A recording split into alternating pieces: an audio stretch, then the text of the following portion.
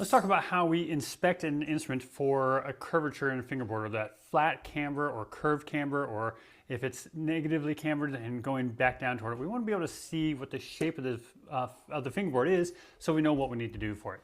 So this is really easy, guys. I'm going to close an eye. I'm going to look right down the edge of this board. So I'm looking right along this edge here. Not this edge, not the top, but I'm looking at this cornered edge right here along that there.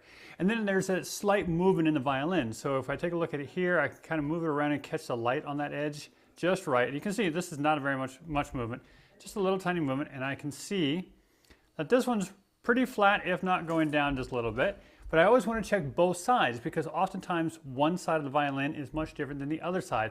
And same with cellos and basses. And I'm going to look at that one. And this one definitely has a curve down toward the instrument. So there's a hump in the middle of this fingerboard. So the way this looks for you is like this. So you're trying to look at this running edge here, not the side, not the top, but that running edge right along there. And if you move the light around on it, you can see how that comes in. Now the camera can only focus on one thing at a time. It can't change its focus very well. Let's see if it can. Yeah, nope.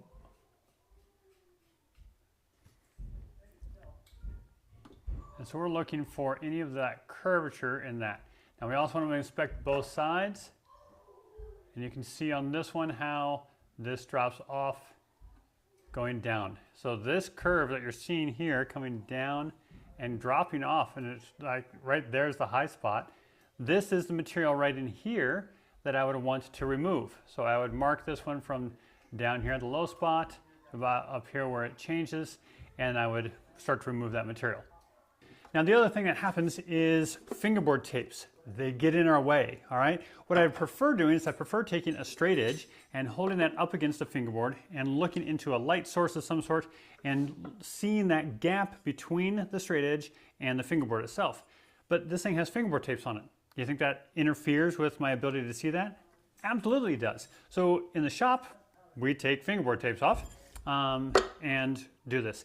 But this one is so obvious that I don't even need to.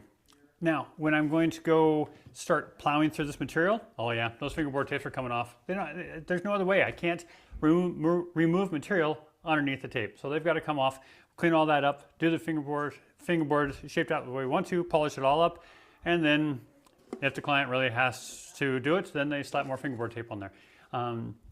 But that's it, guys. That's all there is to it. Just taking a look down that edge, and you can do so with a straight edge to get a really accurate shot, or you can just close an eye and look down it.